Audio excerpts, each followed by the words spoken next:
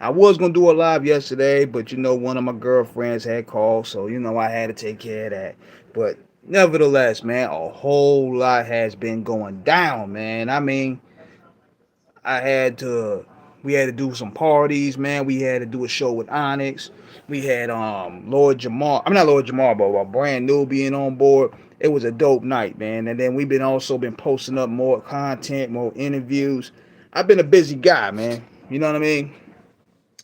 But I've been peeping a lot of what's been happening, man. I just been really busy. I haven't really had time to really give it to people in droves.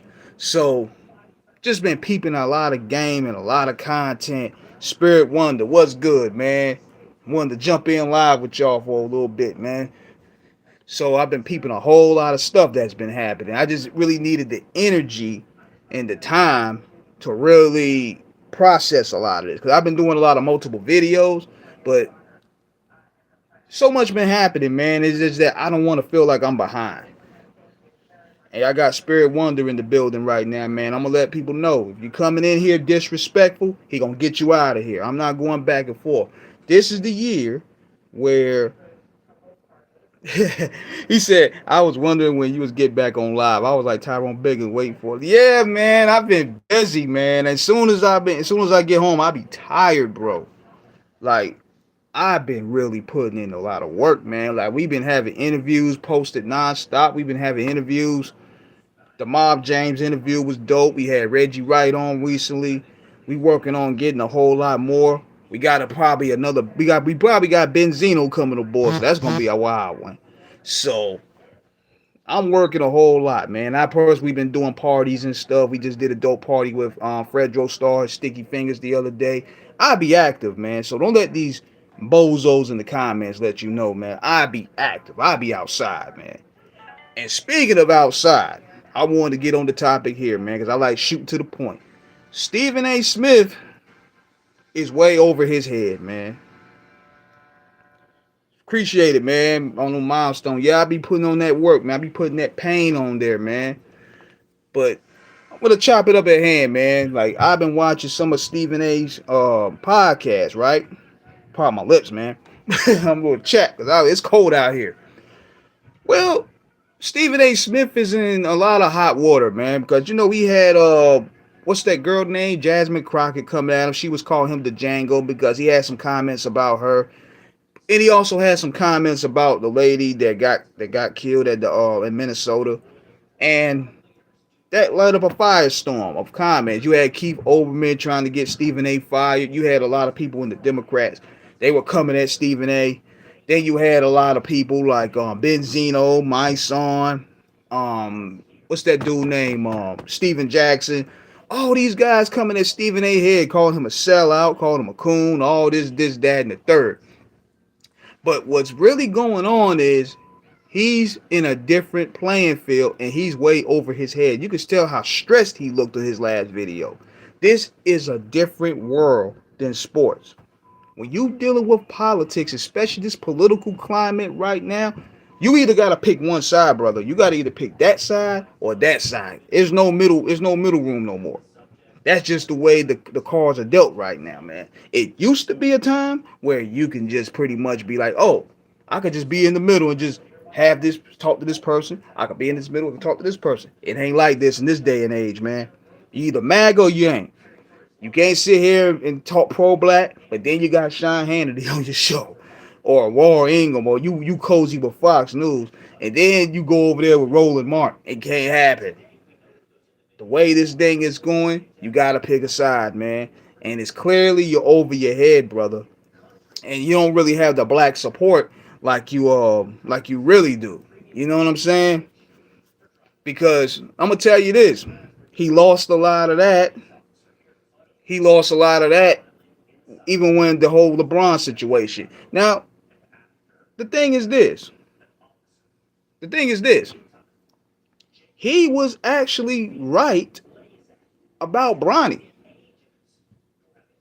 I could take my feelings out of a situation. He was actually right about Bronny because if you really look at Bronny since he got in the NBA, he ain't really putting in no numbers. But see, LeBron holds a whole deer of clout. LeBron James is more likable. Stephen A. Smith is not likable in comparison to LeBron James. I can't say that because I don't know him, but in comparison to LeBron James, people figure, man, there's more to get out of LeBron James in terms of clout, in terms of followers, everything. So people are going to side with whoever has the most clout. And right now, Stephen A. don't have none. Even though he was right about what he said about Bronny. He was right. But people don't want to hear that. If you have clout, you could do no wrong. Case in point with 50 Cent. 50 Cent could just wake up one day, just pick a fight with whomever. And then next thing you know, everybody sided with 50. Oh, you crazy, Fifth. Oh, you petty, Fifth. But let others do that. It's crazy. Them same people will turn on you. They'll call you corny. But yet with somebody like Fifth, they gonna be like, oh, you crazy, Fifth. It's about clout. At the end of the day, people want to be coddled. Exactly. Because, see, everybody in the NBA was kissing LeBron ass. They're not saying the stuff that Stephen A. said about Bronny. He didn't really disrespect Bronny as a man. Now, I knew pretty sure what he said as a father. I knew that was going to go through a totem pole. But at the same time, it wasn't disrespectful where you going to run up on him. You know? It wasn't disrespectful to where he needed to be ran up on like that. And people was like, they sided with LeBron on that because he had more clout. The same thing with Will Smith and Chris Rock. Knowing Will Smith was wrong, but he had more clout than Chris Rock in a way. Chris Rock is seen as an awkward dude that don't really like black people because of his jokes, like what he said about the black people versus niggas joke. People look at Will Smith like, oh, he made Summertime. He made Bad Boys. He's more likable, so we're going to side with him, right or wrong. That's the way the game goes right now. It's about who has the most followers. It's about who has the most clout, and they're going to side with that. It's about who like who. Right or wrong don't exist anymore. I can't stand when people be sucking up to 50. They really be sucking up to 50 to get a follow back. That's really what they be doing. They thinking he going to repost you. And this is what gets me. They be tagging 50 on the comments. I'm like, dude, y'all doing too much, man. Y'all doing too much. Like, seriously. Donate $7 to the super chat. Good looking out, dog. Appreciate it. LeBron wasn't going to run up on Kevin Gates for dissing his wife, but he did it to Stephen A. Smith. Yeah, these niggas are selective. They very selective, man. They know who to touch and who not to touch. Even with Jim Jones. Jim Jones, he ain't run up on True Life. He ain't run up on he'll pick Jim Jones the type, he'll pick on somebody like D1, or he'll pick on somebody like that little fat dude that he bullied on that Love and Hip Hop show. But he ain't run up on True Life. He ain't even want to run up on Dame. The reason why he ain't want to run up on Dame Dash like that, because he know Dame would beat his ass. And if Dame Dash would have whooped Jim Jones's ass, he can't talk tough no more. He can't rap tough no more. That's it. You might as well become a pastor. You might as well go ahead, retire, be a model or something, because you can't rap and talk tough no more. So people are selective by nature. I did not expect it to be a video where Dave called Jim on the camera. Yeah. People are selective bullies, bro. This is the game we're in. People pick on who they want to pick on. Now you see 50, he ain't respond to Fabulous. This is going on 3 weeks now. And I don't want to hear, oh man, 50 got money or 50 big. He bothering those guys. Those guys aren't bothering him. Aside the issue that he had with Jim Jones. But at the end of the day, it's all about clout. It's all about who is worth responding to. People pick and choose. The audience does that all the time. And going back to the topic with Stephen A. Smith, he's over his head right now. He really don't have any allies. Like, the way you talked about on black athletes and you gave pretty much a soft hit on the wrist on white people, that's a bad look. So you're not going to really have a lot of black people siding with you just off that alone. I mean, You made your bed and now you got a lie in it, brother. You don't have no allies. Roland Martin don't like him anymore. He can't go to the Democrat party. You know damn well the MAGA party ain't gonna look out for his black ass. They gonna let him like, look, nigga, we ain't looking out for you. Shit. Hold your own nuts. What Trump damn sure ain't gonna look out for you. He gonna tell you get it in, yeah, get it in blood.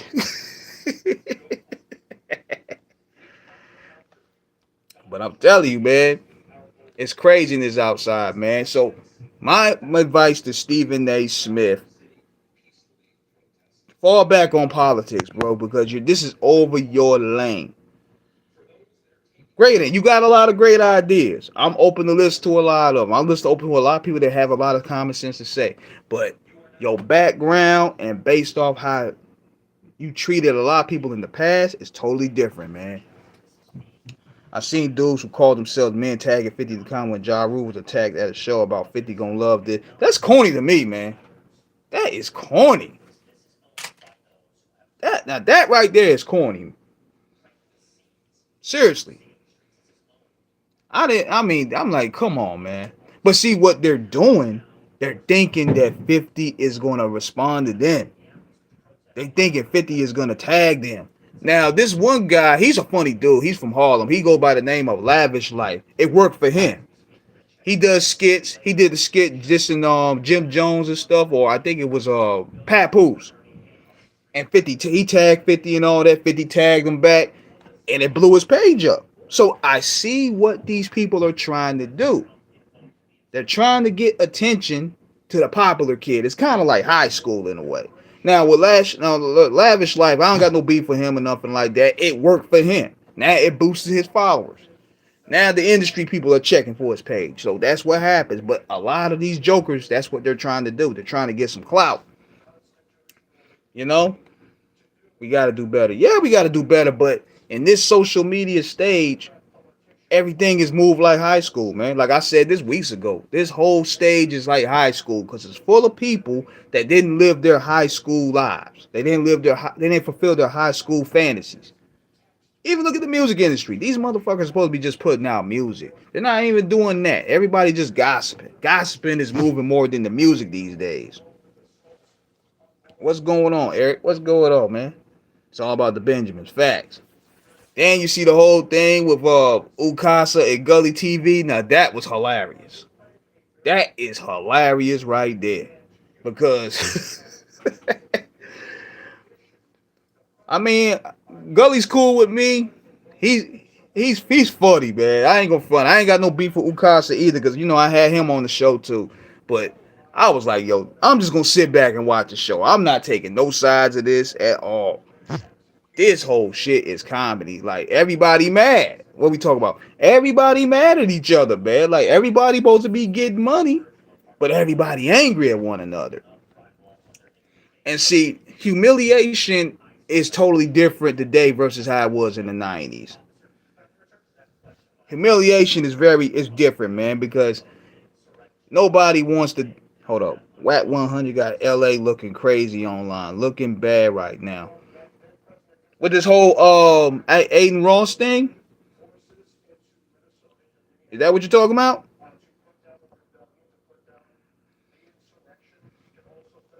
Because what's going on, these guys are trying to get clout off these streamers now.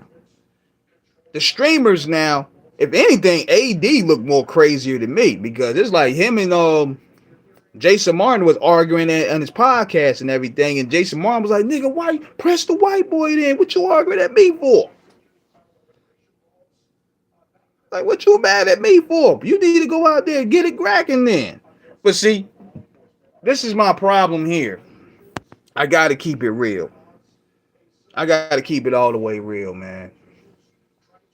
And what I don't like is this. See, this Aiden Ross thing, it put LA, and no disrespect to my LA peoples, man, but it put the gang culture in an aspect in a bad light, man, because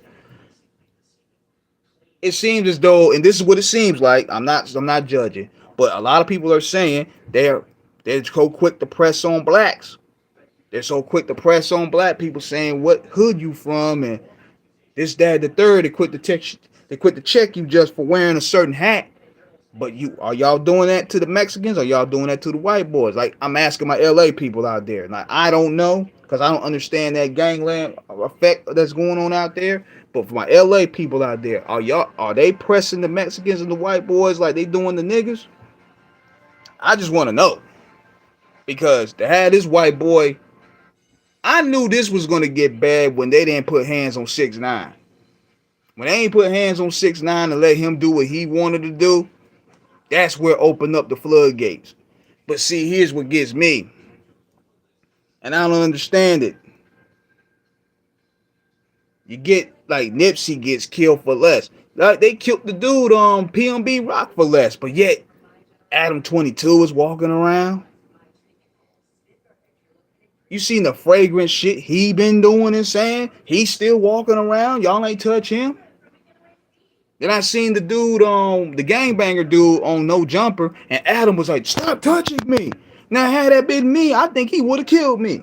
Dead serious. That nigga probably would have had me jump outside afterwards. But it's something with the white boys that these street dudes hold a dear. Had it been me doing that, oh, it would have been on sight. They would have put hands on me. They would have jumped me. But it seems as though they scared of white people. Not all. Because I know a lot of people from that culture, they used to get real active. They was shooting at police and all that stuff. But this gang culture today, y'all ain't pressing these streamers that's being fragrant. But you quit to press civilians. If a nigga want to wear a Yankee cap going to California, maybe it's because he like the Yankees. Why should I have to wear if I like the Phillies, why do I have to sit there and take my hat off? Are they pressing the Italians? I'm just trying to see something here. Like, if anybody that's staying in LA, let me know what's going on, because I don't live out there, and I'm not trying to disrespect anybody's form of politics, but I just want to see if the scenery is matching what I'm seeing. Because I'm seeing people and creators, they're talking about gang members oppressing them, asking them what hood they from. I'm just asking. I'm just saying. No consequence for black on black. That's a sad truth right there. The LA has the most neutral hat out there. I don't wear them other teams. Right, okay.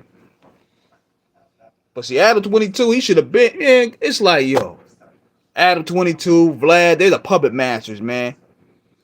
They the puppet masters of this shit, man. Like, they know how to.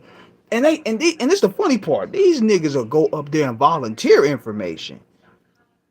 When I do interviews, man, they used to give me what to talk about, what not to talk about, and everything. But you going over there and just spilling everything.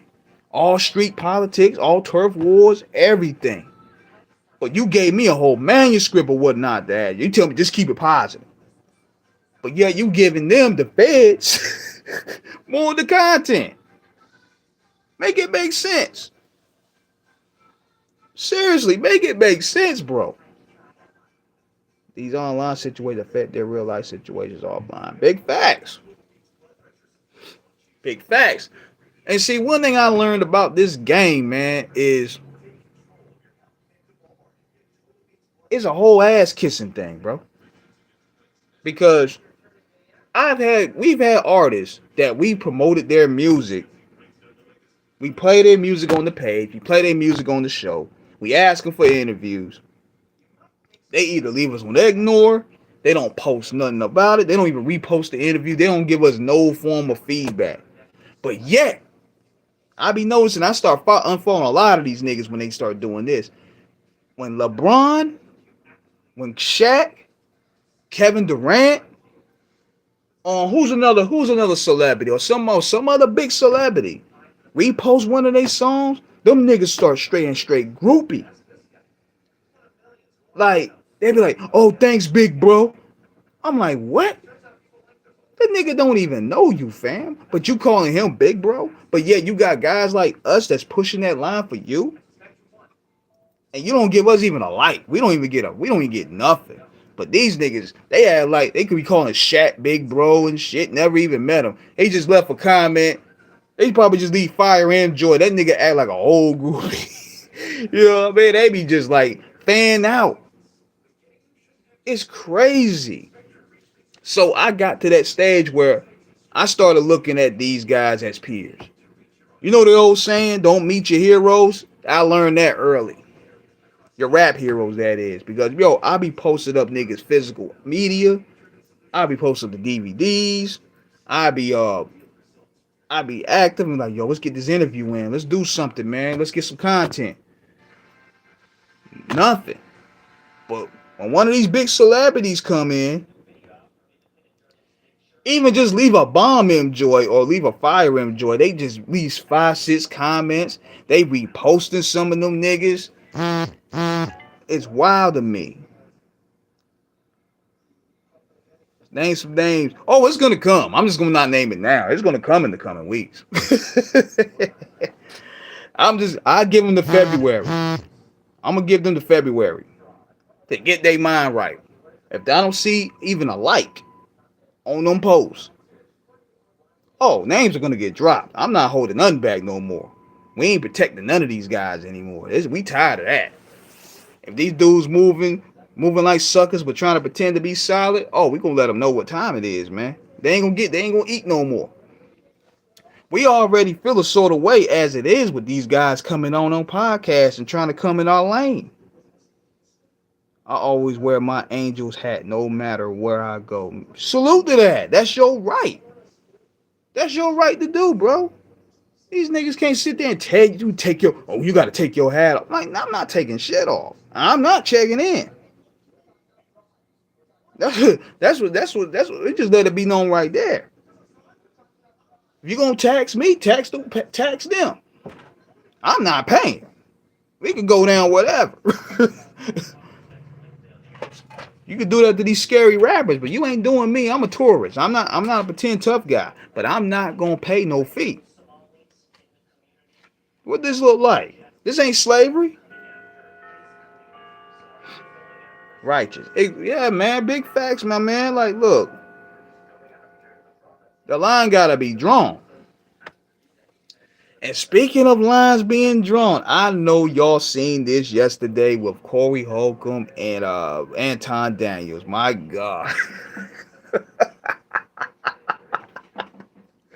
If that ain't comedy, I don't know what to tell you. That's one of the funniest things I ever seen. And that's a prototype of what society is today. I knew this was going to be a car crash just by the polar opposite views that these dudes had to the extreme measure. And the people have they have their thoughts about it. And I gave my opinion about it yesterday.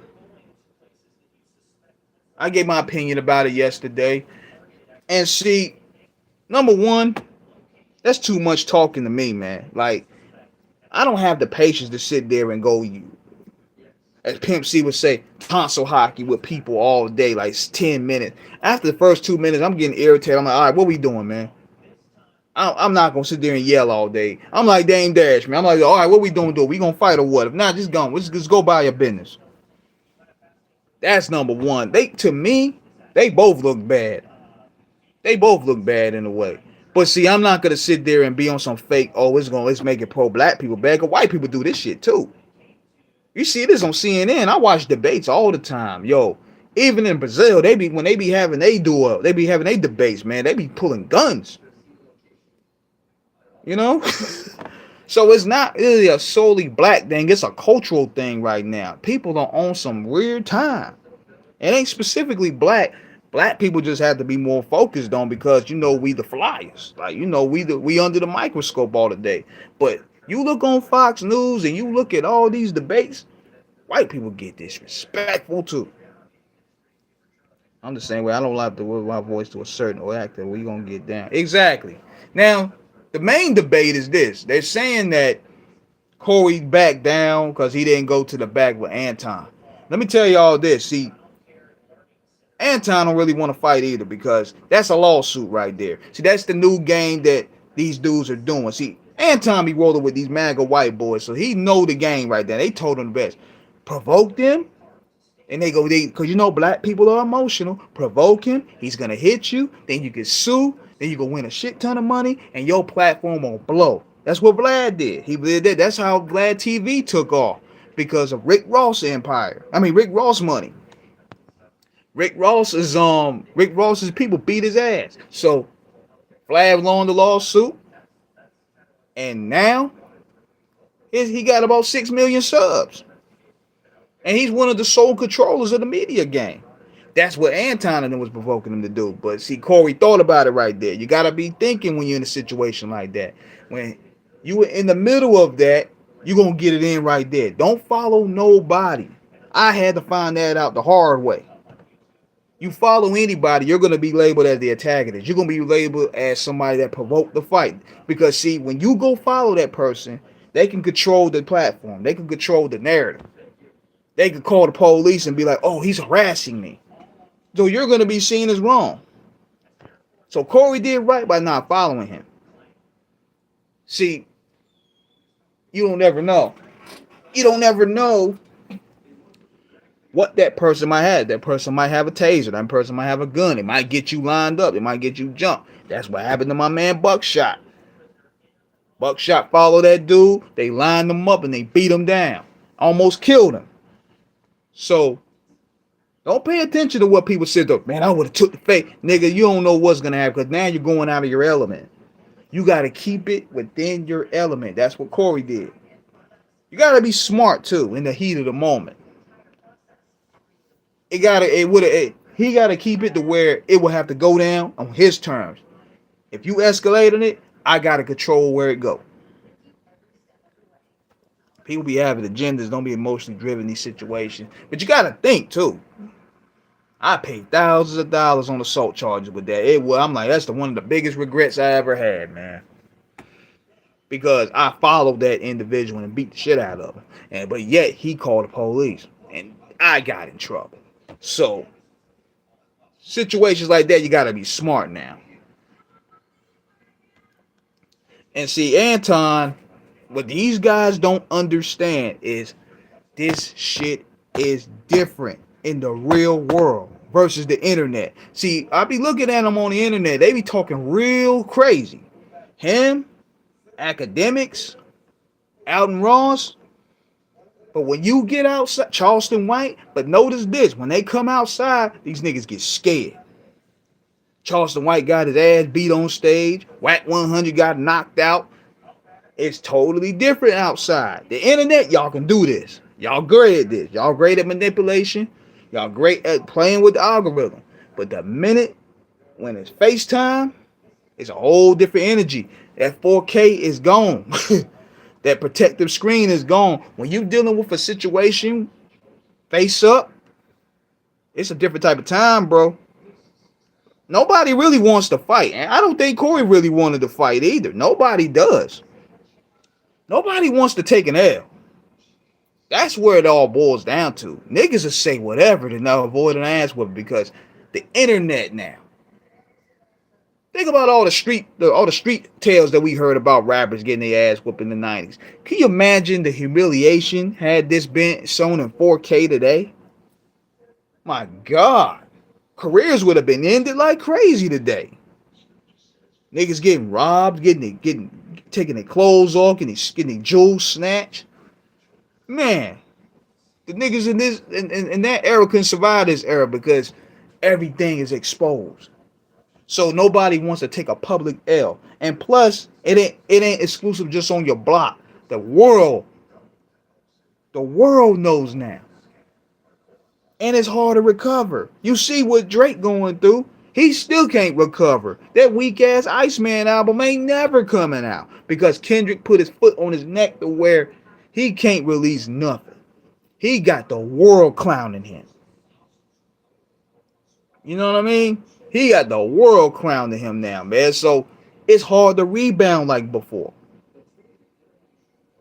When you with your peoples, yeah, you get your ass whooped on your block. Who's only one's gonna remember? The people at your school, the people within your facility. But now, all it takes is a camera phone, and they film you getting your ass whooped, and that shit is going on YouTube. That shit is going on Instagram. That shit is going on Twitter. Ball game, nigga. PM Dawn got rushed with no footage, but that was the end. Exactly. Exactly. But see, PM Dawn want really tough rappers, so it wouldn't really matter. But see, at that time, a lot of that corny shit won't get love though.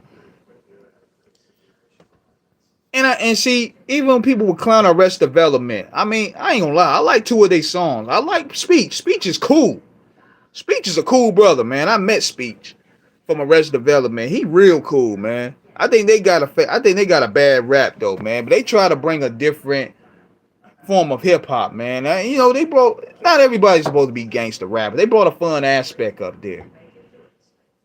I did like some of their songs though, but Speech is real cool though. I did a real dope show with him years ago, so I didn't like that. But a lot of that shit back then wasn't really getting played like that. A lot of them couldn't make it. Like Kwame, Biggie ended his career by mistake. But see, look at this though. It goes in hand with clout, bro. The minute a nigga with clout make you a punchline, it's over. That's life.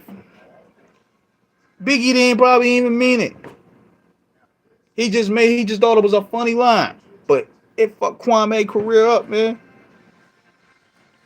It ended him. Biggie didn't probably even know it. He just thought it was some funny shit to say. But see, back then, punchlines at the time though, man, niggas was sensitive back then, boy. Like they, especially with the punchlines. Chino XL, rest in peace, man. That nigga used to have everybody wanted his head. Chino wanted, man. Chino had Tupac and the Outlaws on his head. You can't get a better hookup than that. Shoot, that nigga couldn't. Man, that's a hookup right there. Cause honestly, you know, going to that topic for a second. I didn't know who the fuck Chino XL was. Tupac said to me either. I'm like, who the fuck is Chino XL? Then I looked him up. Made me a fan of his because the nigga was nice. So that's the good part of the game right there. It introduces you to different people. Everyone Tupac bitching at this nigga. Man, look, I'm gonna be real. A lot of people didn't even know. And I ain't speaking for me, but I'm speaking for other people. They didn't know the difference between Havoc and Prodigy until Tupac mentioned Prodigy's sickle cell. We didn't know Prodigy was even sick. Seriously. I didn't know Prodigy was even sick until Tupac mentioned it. Because I didn't really know too much of their background. I just knew at the time, I heard some songs of the Infamous album with Shook Ones and Survival of the Fittest and all that. But I didn't know, seriously, I did not know Pete Prodigy was sick until Tupac mentioned it. I knew I'm like, yo, they put out some hard shit. I like these niggas though. I like their energy. And then I started to do interviews with some of those guys, and they real cool niggas, man. They let me into the fam. Real good dudes, man. Shout out to Big Twin. Shout out to Godfather. Shout out to my man Ty Nitty. You know what I mean? Real good dudes. That mean Tupac read up on P and Mobb Deep before he dissed him. Yeah. Yeah. I saw Above the Law run up on Cube on the Sun Theater back in the day. Oh, man. But see, but see, here's the good part about the game back then. I don't think it would have really ended them because of the talent. Now, we were a clown for a while. Like Dr. Dre. Dr. Dre came out there with the funny doctor's outfit. Dr. Dre had the funny ass looking doctor outfit. I didn't know I'm gonna tell you this though. I didn't know he was a part of that weird shit. I didn't know he was until Eazy-E brought it out on Real Compton City G. I was like, whoa, that's Dre? That's Dre? Because see, I wasn't in the insider like that. I was just, digesting the music. Honestly, I thought Snoop, Cube, and Dre were the most dangerous niggas walking. And Easy. They're serious. I thought them niggas was dangerous, man. I remember Tash telling a story he was recording in Death Row Studio. He could hear Pop telling his producers who was the light skinned rapper and why you give away beats that could be for me. You talking about Tash from the Licks? That's my homeboy. I'm gonna ask him if I gotta ask him that. You talking about Tash from the Alcoholics? Okay, if you talking about Tash, I gotta ask him that. I definitely gotta ask him that. Yeah, shout out to Tash, man. We did one dope. We did an interview so dope with Tash, man. That shit went almost 3 hours. It went almost 3 hours, man. Tash is a real solid one. But yeah, man, the game back then, yo, it's like if a person had clout and they said your name, nigga, you was home, right or wrong. LL Cool J or Slick Rick. I gotta go with LL, man. LL got too many joints, man. And I love Slick, but LL, he got a little bit for everybody. Battle raps, party songs, street anthems. He was the complete MC.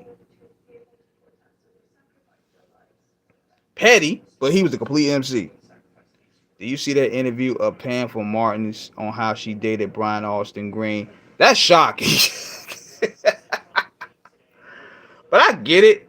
I get it at the time what Pam was doing though, because you got to keep in mind, interracial dating was still taboo in the '90s like that, and she was on Martin, he was on 90210, so they had to pretty much they couldn't really mix those audiences and really mix that worlds in like that together. But that was kind of surprising to me. De La Soul or Tribe Called Quest. Oh, that's a tough one right there. I might have to go with Tribe. I gotta go with Tribe. Even though Saturday is my shit, I gotta go with Tribe.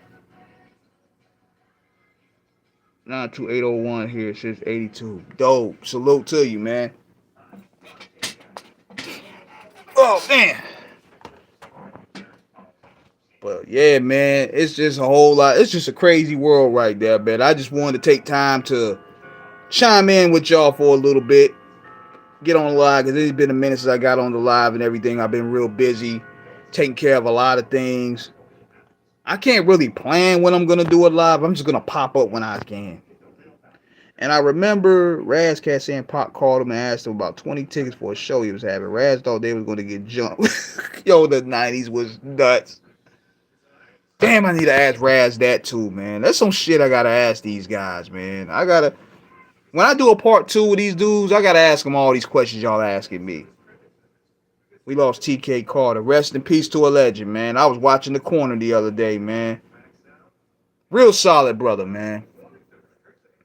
Real solid brother. Never heard anything bad about him. No scandals, no weird shit. Just a real brother that put in some dope content, dope performances. Rest in peace to a legend, man. Raz Jazz was just on Culture United. We the company, man. It's all happy to co. So, yeah, I gotta hit Raz up, man. I got 3 interviews with him. New sub, brother love talking old school. Yes, sir. I remember him with Punky Brewster. Yeah, TK Carter was dope, man. He's a solid one, man. He did a lot of movies too. I think he did about 60 movies. But The Corner, I was watching all that last week, man. And you know what's going on is Hollywood and lost. I'm gonna say this before I leave, man. But I had to sit there and analyze shit, man, because every day I'm looking at people go through nostalgia. We talk about TV shows, we talk about malls, we talk about movies, we talk about music, video games. We wonder now, 20 years now, where all this go? What happened to all this stuff? What happened? How did everything that we loved in this world is just gone right now? Let me tell you what it is. We dropped the ball when it came to that. We dropped the ball when it came to pretty much carrying on the tradition. You know what I mean? We didn't carry the tradition on. Cause see, we didn't carry the tradition. We didn't support the mom and pop stores. We didn't support the shopping malls. We didn't support the physicals. See, we got caught up in conveniency. We got caught up in quick, fast, the newest shit in the moment. And we lost control of art. We lost control and ownership. Everything stores we sell out. We like a lot of people. We sell a lot of our stuff out. The bankers done bought out a lot of this. The stock investors done bought a lot of it. Even the movie, the theater around my block is gone. We didn't support it. We didn't. Now, granted, bootlegging and pirating has always been around, going back to the 70s. But the minute people started being seduced by conveniency, is where we lose everything. Now everything is within a click of a button. You can't really digest and appreciate the content that you starting on, because they made it convenient for you that everything is within a click of a button. When you have physicals, you can appreciate it more. You appreciate it more because you took the effort to buy it. It took money to get it. It took money and effort to find a lot of these physicals, a lot of this stuff to own. Even video games aren't the same. Even video games became a scam. I stopped gaming several years ago, man, because we buy a game, you gotta wait 4 hours for the fucking game to even stream to your machine. You buy the game is $70 already. You're paying the arm and the leg already. So now you gotta wait 5 hours just to upload. Bro. So then, okay, you do that. Then they give you a package to where you want to play different characters. Let's say you play a wrestling game. You got the Attitude Era package, Stone Cold, Rock, Triple H, and all them in their 90s retro. Now you gotta buy that shit. And that's an extra $40. Even after you pay $70 for the game, you waiting 5 to 6 hours, half a day to load and play it. Then you gotta pay for these packages, which is crazy. And they release a new package like every month or two. And they don't charge no simple $5 to $10. These niggas charge like $50. So you like, damn, I spent almost $200. You spend half of the day to even start playing cheat. Exactly. So even the video game experiences change for the worse. Everything is done digital. Everything is technology. And that's why people are really not really grasping it. They're trying to move a different alternate world into a world that we already knew we was already cool with. And they're trying to force it on us. And nobody's biting and nobody's really budging. That's where you start seeing people being miserable. You know? It used to be a phone call away. Now you got to hit them on the messenger. Nobody even use. Everybody on the phone all day. But they don't talk. But the people signed up for this, man. Conveniency wins. That's why the malls can't compete no more. The fast food spots, the restaurants, the mom and pops. That's why they're all gone. Conveniency seduced the masses. And now you got people now, oh, I wish we had it back. I miss Blockbuster. You niggas should have supported Blockbuster. You know? You should have supported the COVID spots. That's what's going on, though. But, yo, let me go ahead and get up out of here, man. I'm going to holler at y'all. Subscribe to this live. Peace out.